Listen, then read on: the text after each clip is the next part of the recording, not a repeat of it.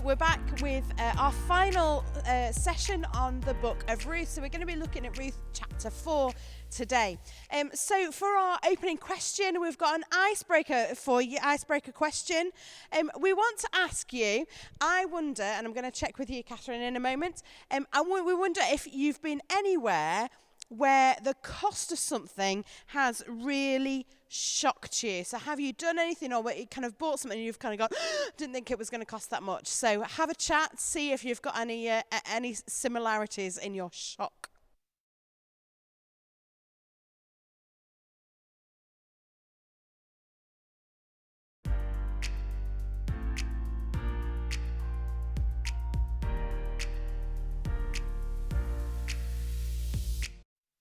So, Catherine, I suspect there's been some really interesting conversations and lots of people agreeing. Is there anywhere that you've been or anything that you've done that is kind of the cost of it has shocked you?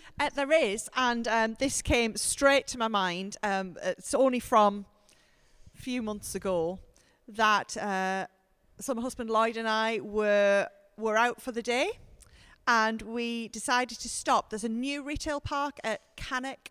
Oh, yeah. So we decided to go there, and we needed some food. There were a couple of options, and I've heard the kids talk about Five Guys. My boys love going to Five Guys, so I'm like, I haven't been before, so I thought we'll go to Five Guys. So I bought like 2 small burgers. We shared some chips. There were quite a lot of chips, but we shared them, and 2 drinks, and it was like over £30. And I'm thinking, have I just paid over £30 for 2 burgers, some chips, and 2 drinks? It's nuts, isn't it? Do you know what? Mine would have been exactly the same. Five Guys is just, I mean, it's nice. I resent paying that for a burger. I mean, it was a nice burger, but it was, it was a nice burger. It's a little bit beyond, isn't it? It's like, takeaway food for over £30 for 2 meals. Shocking. Yeah, so we're going to be thinking about cost and risk and things this today. So we kind of the cost sometimes of doing the right thing as well. So we're going to invite you to pause this for a moment and read chapter 4 of Ruth.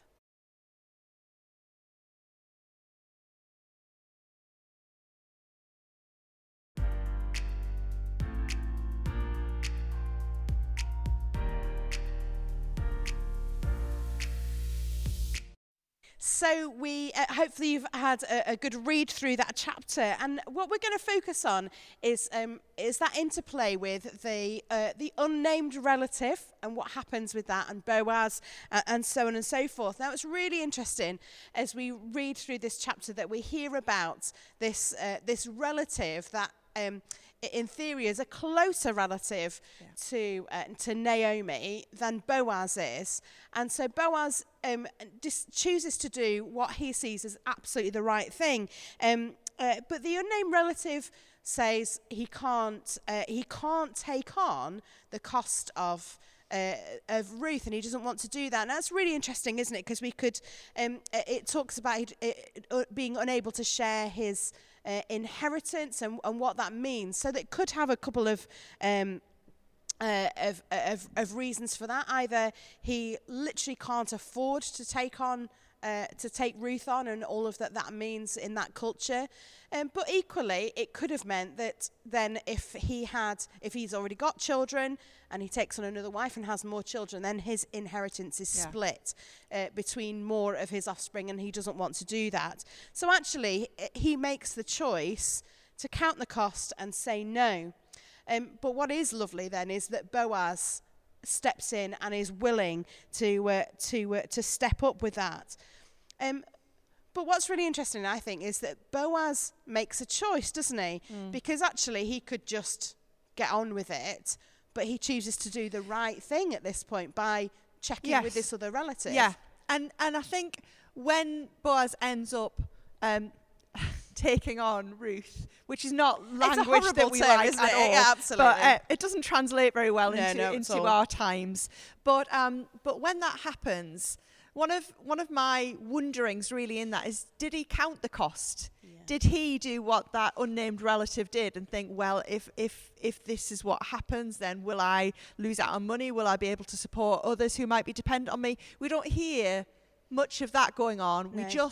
We just get that sense of Boaz responding to what was needed at that moment and responding in a positive way. And as a consequence, we know that Ruth is then going to be in a much healthier place in terms of her own well-being and her own future. Yeah, absolutely. So I guess one of the questions in my mind is, did he count the cost before he made the decision, or did he just know what the right thing was to do and do it anyway? Yeah, absolutely. And just on that, I think there's a really interesting kind of historical thing about very much of the time, about the importance of family and inheritance in all of that.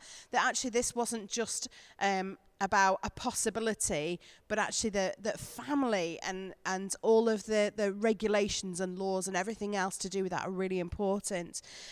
What I find really interesting is that in all of this story, that I was brought up thinking about this story as this beautiful love story between Ruth and Boaz. But actually, love is never mentioned in this story, is it at all? Which guts me a little bit, because I kind of Disneyfy everything anyway. So, but that sense that Boaz takes on Ruth, but actually he talks about recognizing her devotion, her dedication, and her loyalty, and honouring that as well, which I think is a beautiful thing. Yes. Even if he doesn't love her, actually he's honouring her loyalty to Naomi and to God. Yes, yeah. And we need to put that in the times in which that story comes to us. It's really important that we do that. Yeah. I think that there's a wonderful image in that chapter which you may well have picked up as you were reading it around that idea of redemption. Yeah. And when we think of redemption, that word will probably take us to thoughts of Jesus Christ and what Jesus did on the cross, the story of the salvation that God offers to us.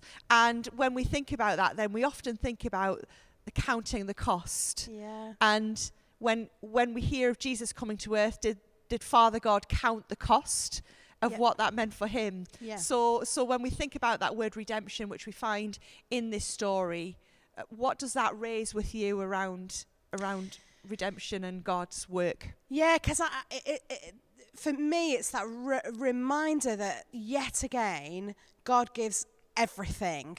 You know, whether the Father God kind of makes a decision and that actually this is going to cost me everything that I am, because through the incarnation, through Jesus, God literally puts himself in human hands, and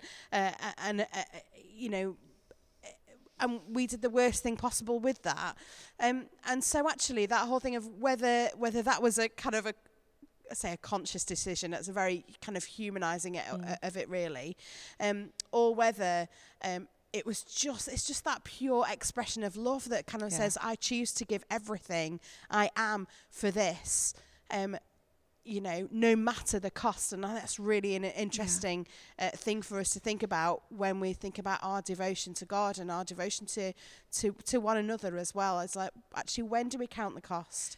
And when do we give our all? Yeah. Yeah, and just as we're thinking about that and thinking back to that initial question, have you been somewhere or done something that the cost has been massive? Yeah. I mean, the cost is huge here, and in the gift of Jesus, and how we respond to that gift is really important, isn't it? Absolutely. So we've got some questions that we are going to put up on the screen for you to have a chat around as we think about this last chapter and just some of those themes that we've brought out.